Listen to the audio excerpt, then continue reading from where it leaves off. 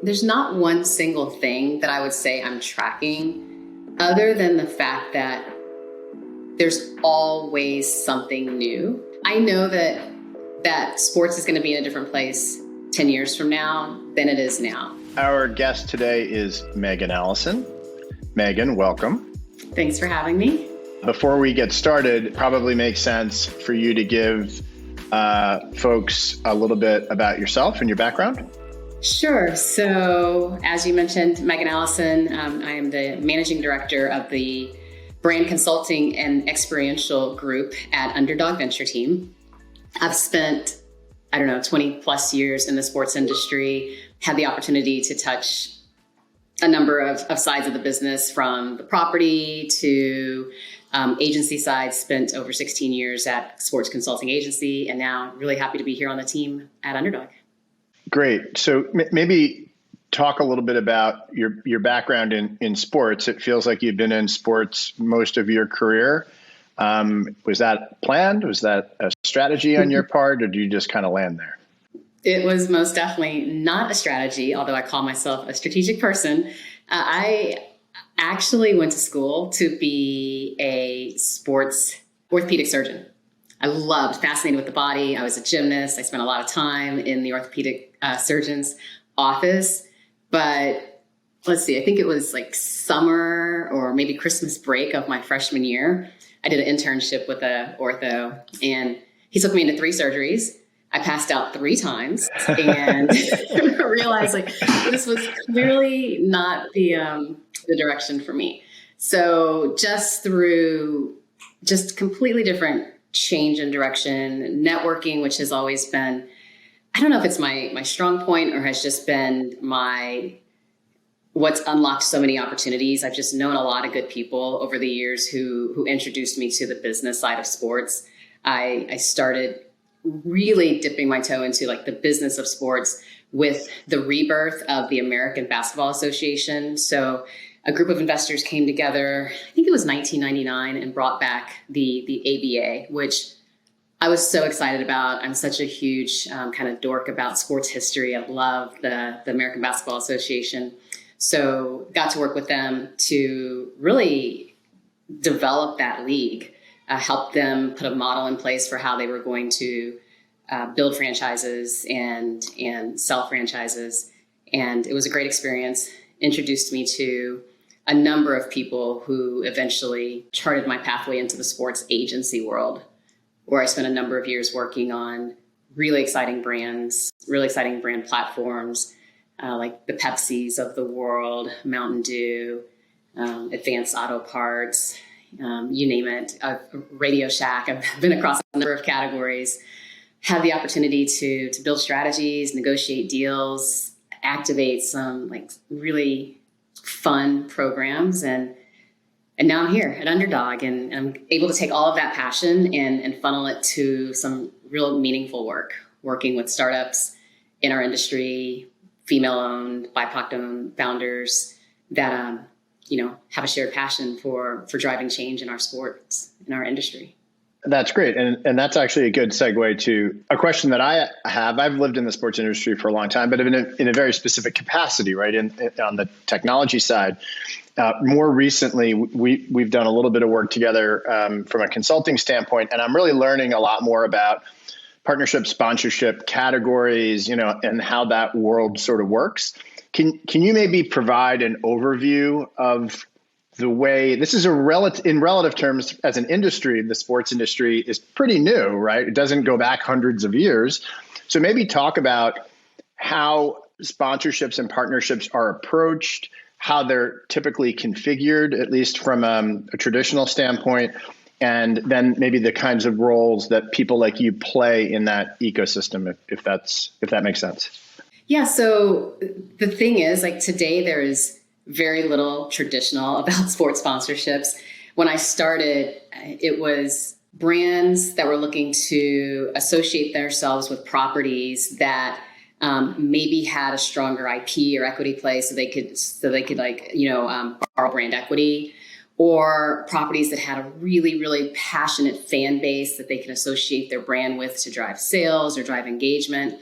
really looking for properties that had big media platforms or impressions to drive awareness. So you would create a partnership that you knew you were checking the box on awareness and like maybe direct sales or fan engagement.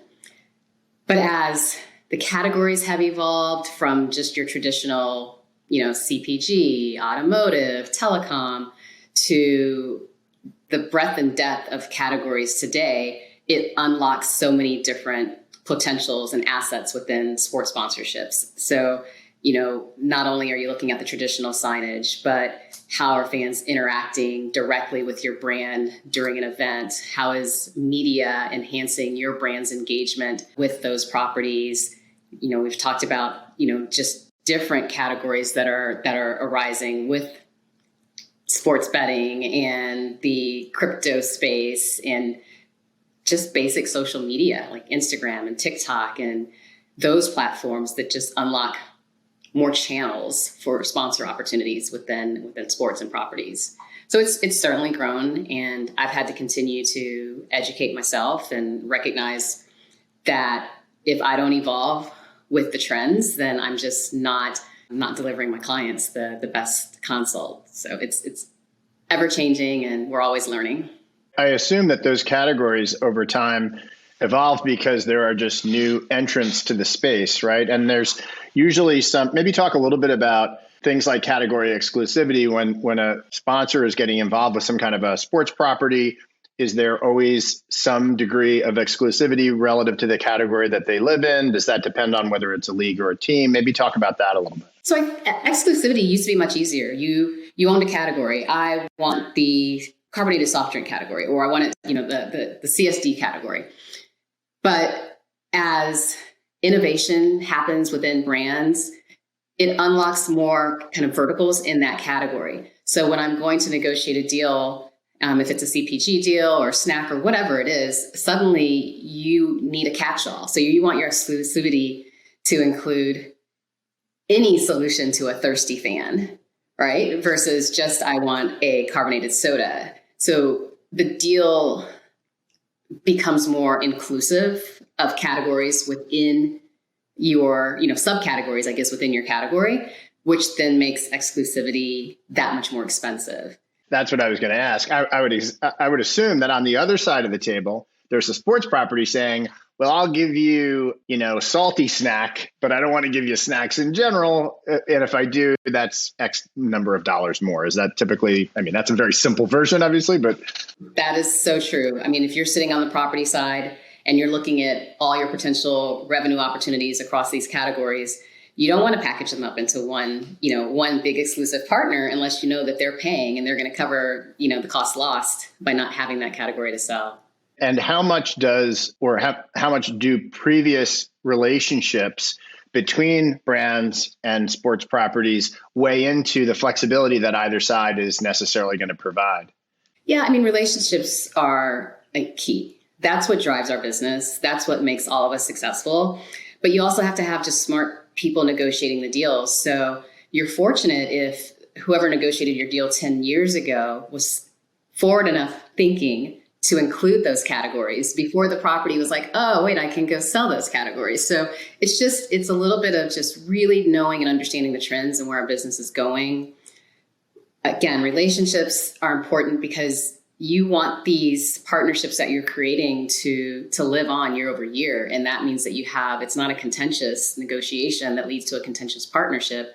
We're doing this together because we all want to win. I've sat in some really hard meetings where I'm negotiating across the table from someone, but ultimately I like them a lot and they're my friend and we're peers in the industry. So yeah, relationships first, but then you just got to be smart to get the right deal. Now, I assume that there are some standard guardrails that you start with, right? When you're beginning a negotiation, like, generally speaking, the category that you're talking about and what the length of the deal is and things like that. But then there's a tremendous amount of creativity that needs to be brought to the table in the activation in order so that you're maximizing whatever that spend is. Can you talk about that creative process a little bit? Are those brainstorming sessions with the client, or do you typically do all that work and then go back to them with things that are baked? Does it vary depending on the client? Yeah, it's going to vary. The most successful program is one where all of those creative discussions and what that property is going to do for your brand and your business, those have happened before you've even talked about the deal. You've done all the strategy work up front. You know, like the business challenges you're trying to solve for. You've done all the work to figure out who the right partner is to solve those challenges. And then you've come together to creatively talk through what's the right partnership model. It's not about the assets at the end of the day. It's about how this partnership is going to accomplish a number of objectives. Of course, the KPIs, but there's, just the return on, I always talk about this notion of return on values. Like, are we aligned as companies to work together to achieve goals? So I think that being able to collaborate on how the partner comes to life creatively is important. It varies though. I mean, oftentimes as an agency, you're going to come with the big thinking and you want to put that in front of the client and get them excited about how this is how we want to activate the partnership. But ultimately, if you haven't aligned with the property and you know that these big ideas can come to life, then you're just spinning your wheels. So relationships, collaboration, important. Got it. Obviously, I tend to see the world through a technology lens. In terms of both categories and the way that you might activate from a partnership standpoint or a sponsorship standpoint, how has technology impacted our sports world? Yeah, I mean, it's a couple of different folds. One, it's unlocked just a whole new subset of categories. And, where you used to have, telecom or like maybe just a certain digital space, there's a lot of verticals under there now when you're talking about telecom in particular, where you've got wireless, you've got product, you've got services, the direct to consumer piece of it, the engagement. So you're unlocking all of these new business kind of verticals, which then means the properties are having to find new assets to help those business verticals accomplish their objectives. So inside of a sports property where you're generally getting signage, you're getting some hospitality assets, which is like tickets, and you're getting some promotional assets, and then traditional digital and social. Well, now we want more, and I want the ability to innovate with you and build assets together, or I want the ability to be more integrated into the venue or the delivery of the game, media assets.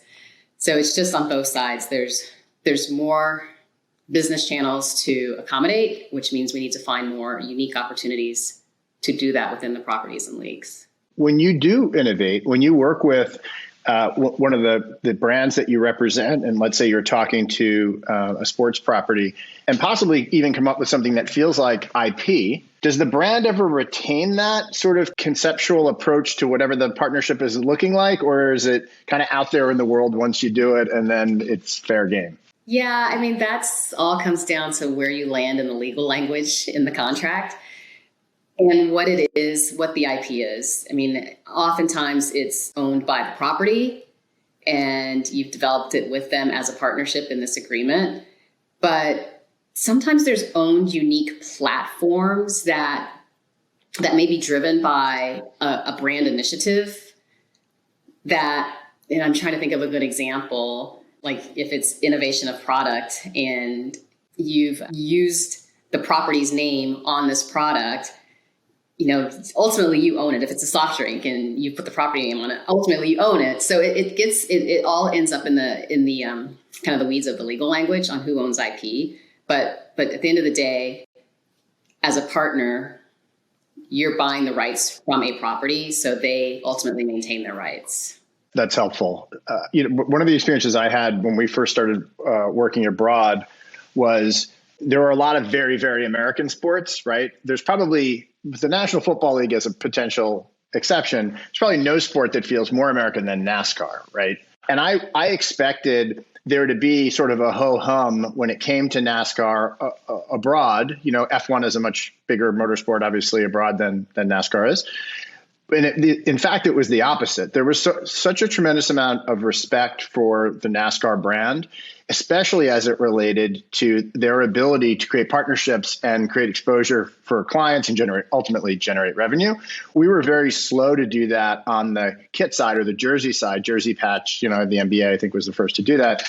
I know you have experience working with NASCAR. Can you talk about that world, like the world of sponsorship as it relates to certain properties? And I believe right now there is a negotiation going on for a patch deal for the Yankees, for example, which would be, I would assume, if not the largest deal that you would ever be out there, certainly one of them. Maybe talk about that dynamic a little bit.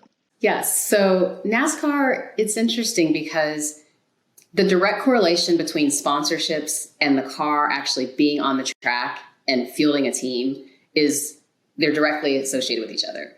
So it made sense, and it's business necessity to have partners to run a team.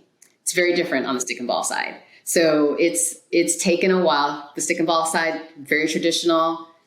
The jerseys are sacred, but you just can't ignore, at some point it's inevitable, that revenue stream of the jersey patch is going to move your business.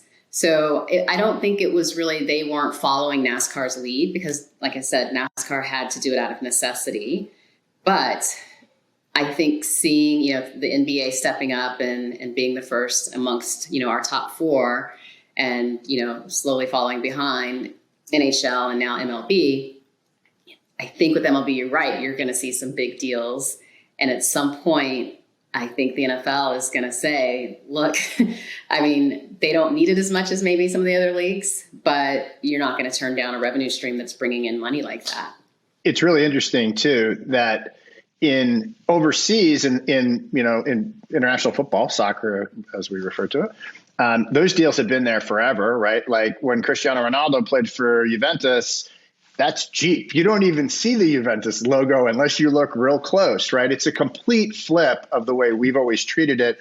Do you think that's primarily because it's been such an important revenue driver for those sports for such a long time? It's just sort of been baked into the nature of the way they generate revenue? Yeah, I just feel like it's just part of the culture of the sport there.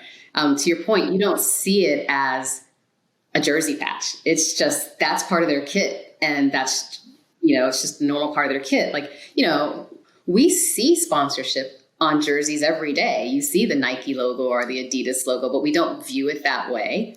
So this notion of like selling space to a company on our like sacred jerseys, it hasn't been part of our culture in the past, but that's certainly changing. So now I have teenagers and I know that they interact with brands and media and sports in a very different way than folks like me who have been around a really long time. And I would imagine that your approach to the way you do what you do, as that is a very sought after audience, obviously changes, right? The channels are different. The approach is probably different. Can you talk about how you seek to acquire that most desired audience in the world? Well, chasing that young audience is exhausting. No, it's, I love, we sit down with brands and there's this fine line of not taking your eye off the core of your business, the ones who are driving your underlying volume, and then spending resources on making sure you're building a relationship with the younger generation, the ones that aren't as engaged through traditional media. They don't attend sporting events because they are massive, passionate fans who want to be at every game of the season. So how do you stay true to the core of your business, the way that your brand shows up, the tonality of your brand, but engage with this group differently?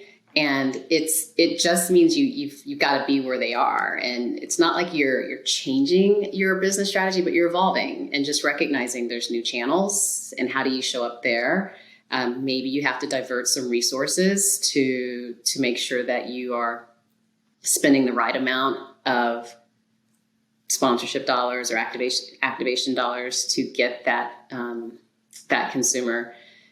It's a juggling act. You can't take your eye off the core, but you do need to make sure that you're building, a new loyal consumer for your brands. And is there much science to the success of campaigns when it comes to an audience that you've never addressed via channels that you've never really tried to reach out through before? Like, how do you think about measuring, like, because after the fact, obviously, ideally you'd have, if it's direct to consumer, there's some direct attribution, there's dollars that you could sort of connect back to a result.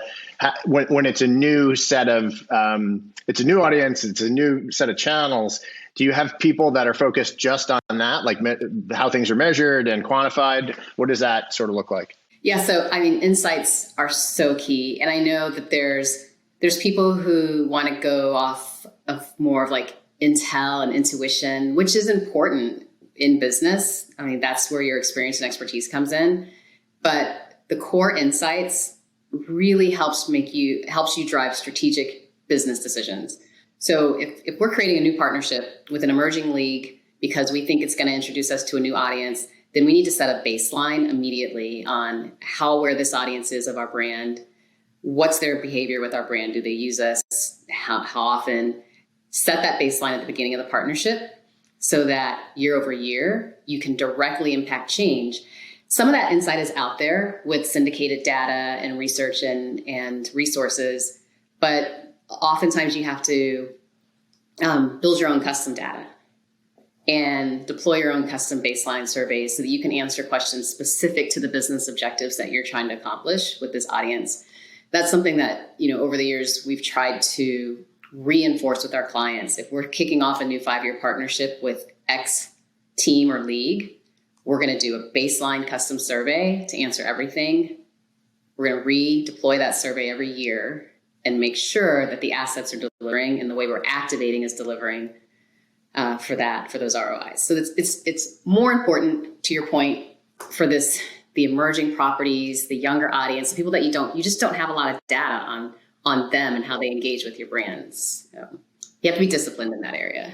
There has been some news in the past 6 months or so about partnerships that had existed for a very long time between brands and sports properties that were winding down or coming to an end. Some of those are high profile. And then there have also been new entrants to the space, right? A lot of crypto companies have stepped in and started to even get into naming rights. Can you talk a little bit about what drives a long-term partnership like that, right? Why do they stay together so long? And then ultimately, do they stop those because they feel like they're not as effective anymore? Or how do things sort of come together and then ultimately unwind?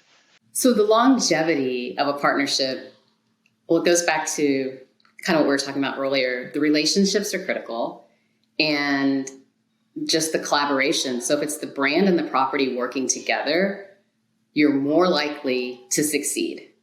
And if there's flexibility in the terms of the partnership where you can shift assets that aren't working, you can reassess platforms that aren't successful, but still move forward in the partnership, that allows for longevity. If you're too rigid in the language of the contract, if you're investing way too much up front and you're not able, no matter what you do, you're not able to show an ROI, the partnership's going to end.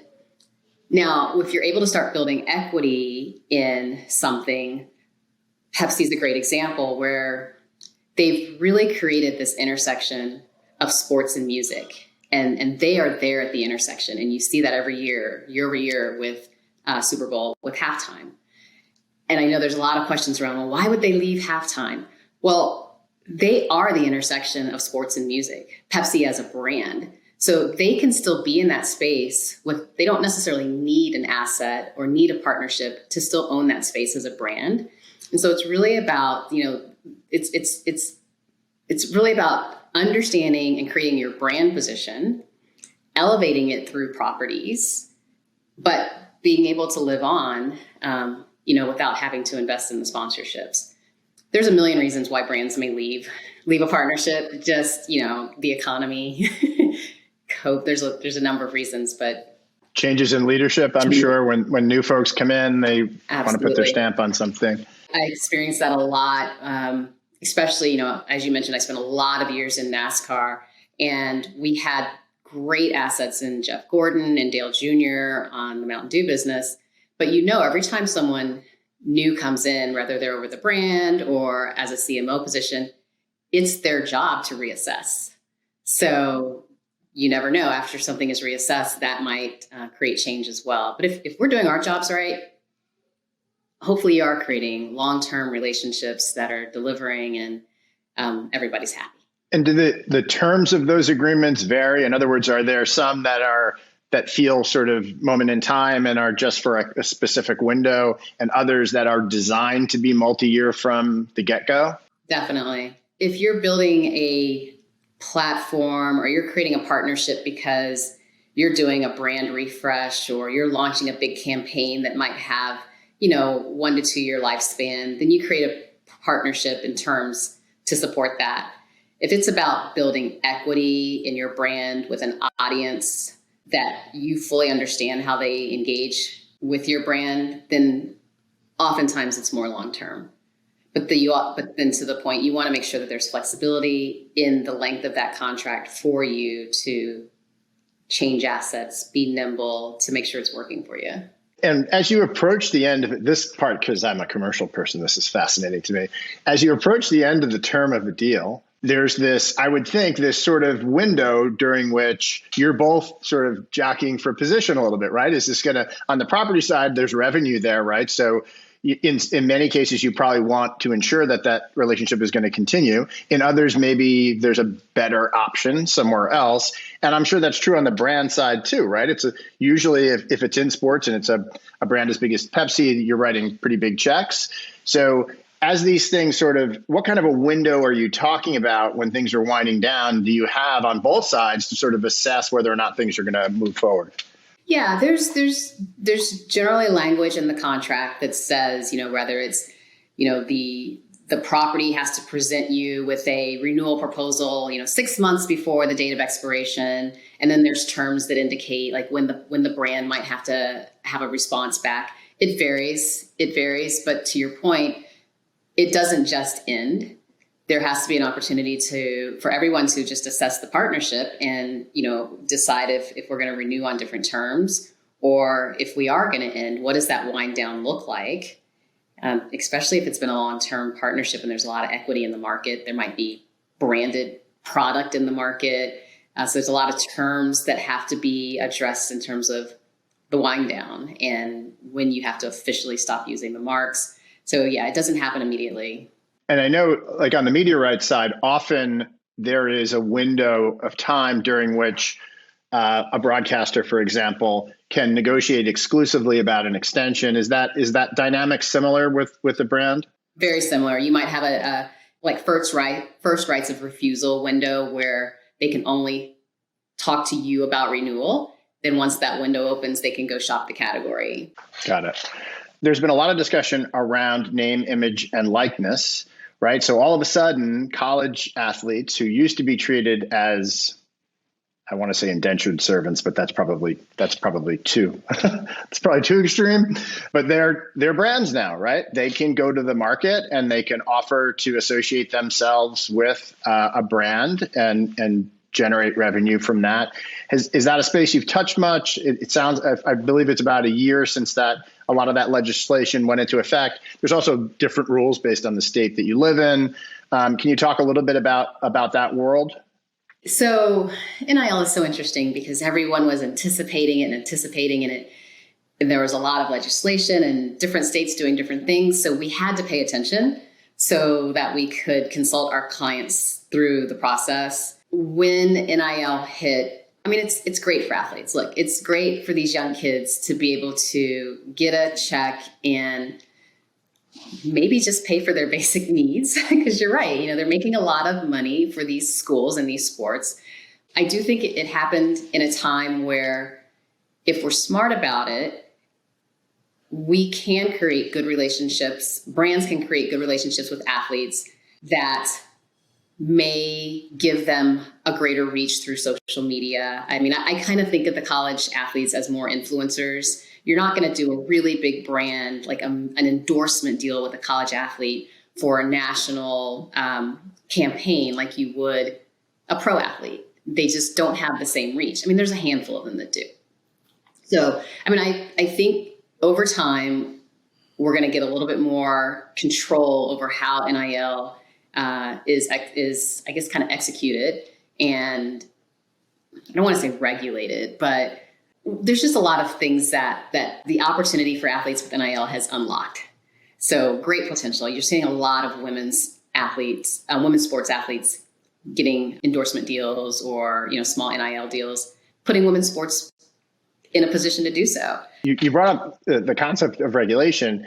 It feels like, as in most things, when there is standardized regulation, it's actually easier for everybody to negotiate deals. I would assume that, even if a college athlete is more of an influencer than maybe someone that would become a sponsor, part of a sponsorship for a national brand, it would be easier if you knew these are the rules, right? Across the board, not by state, not by conference, or, there's a lot of ambiguity. I assume that that's true, right? That it would just be simpler for brands if there was a set of rules that everybody followed. I think it would be simpler for brands, for the universities themselves, for sure.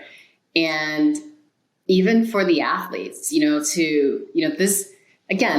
are young kids, right? And suddenly they're thinking that they can make millions of dollars from these big brands. But if we level set and help them think strategically, which a number of agencies are coming in and doing, then I think it benefits everyone. I like NIL. I don't see a problem with it, but I wanted to make sure I was managing expectations as, people were getting excited that, oh my gosh, NIL is coming and we're going to get to go sign these college athletes.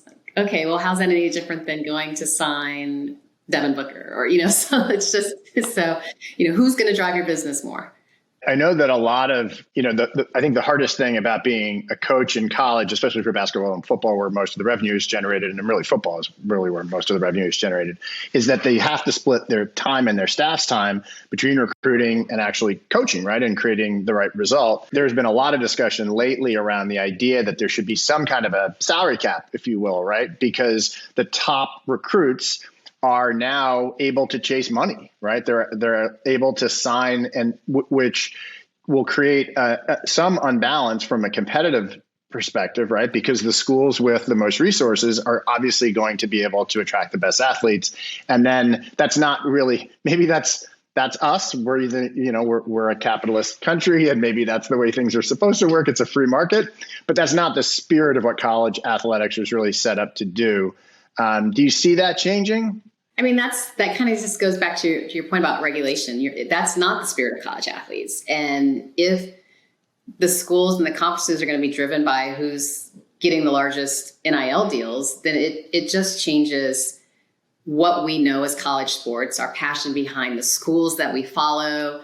It further separates the revenue generating sports from the non-revenue generating sports in the schools. And so I just think there's a lot of opportunity with NIL, but if the right minds are coming together, which they are, and figuring out how do we put some structure here so that it's beneficial for everyone, then it's just, it's what our sport does. It just continues to transform and evolve, and we just get on board. Yeah. You mentioned earlier that, college athletes as influencers, one of the things that I've sort of tracked and have been fascinated by it is that much of the money is actually following athletes, female athletes, who are not necessarily the top athletes, but they've built the most interesting brands as influencers. Is that a trend you would expect to see? Because it's not the same in pro sports, right? In pro sports, typically the best athlete gets the biggest deal. And that dynamic seems to be a little bit different. Yeah, I think what you're seeing with the female athletes that are getting NIL deals, it's really tied to something bigger.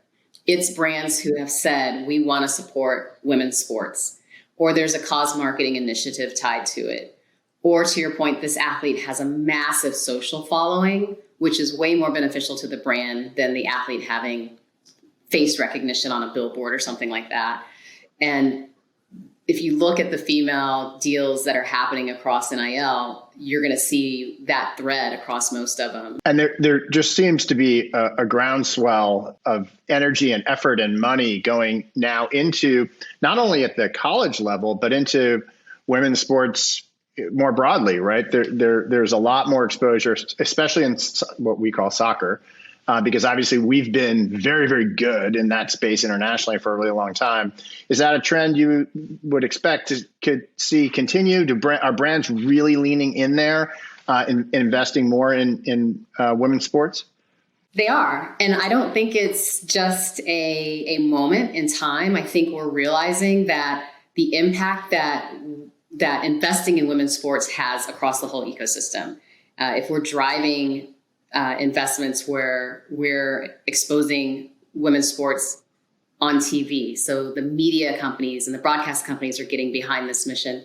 So now our young girls are actually seeing professional female athletes on the court, which then is going to increase participation in youth sports, which has so many benefits, from just health and wellness to their educational track. There's data that shows that not even young females, but just kids in general, but females who compete in sports, particularly through the college level, are more successful in business. They end up in the C-suites, and there's data that shows that. So I just think the companies that are making a commitment now into women's sports are creating a full circle of opportunities.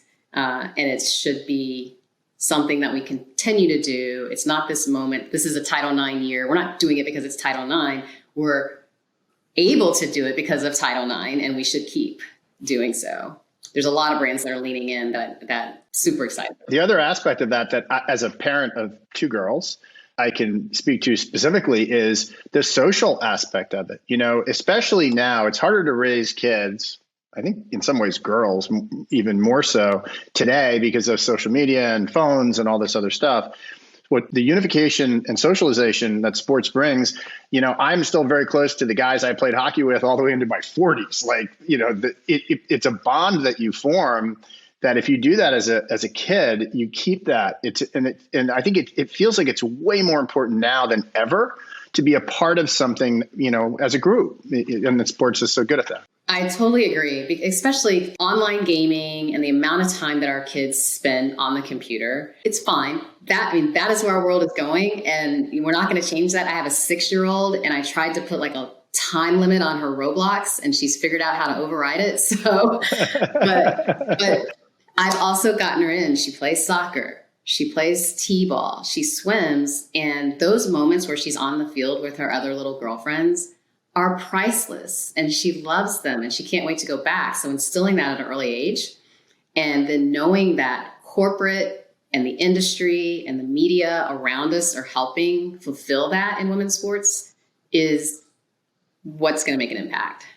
No question. So we've touched on a lot of topics. Maybe can you give me a sense of what you're tracking, like what you think is coming, and it can be some any of the topics we've already talked about, but what are the things you're paying the most attention to when you think about what's going to really matter to brands as they stay involved in sports? I always get asked that question, and I don't know that I ever. There's so much happening. There's not one single thing that I would say I'm tracking, other than the fact that there's always something new and there's always something evolving. So it's I'm tracking changes. Yeah. It's I know that sports is going to be in a different place 10 years from now than it is now. Why is that? Because there's going to be some new emerging property. I didn't know that drone racing league was going to be a thing, but Rachel and team over there are doing an amazing job. At some point there's going to be another drone racing league that comes around. There's going to be another fan-controlled football league that comes around. That's what I'm tracking. What's next? And that's the beauty of having this opportunity to be an Underdog Venture team is we can help shape some of that, what's next as we see these young founders come in with this passion around, new technologies.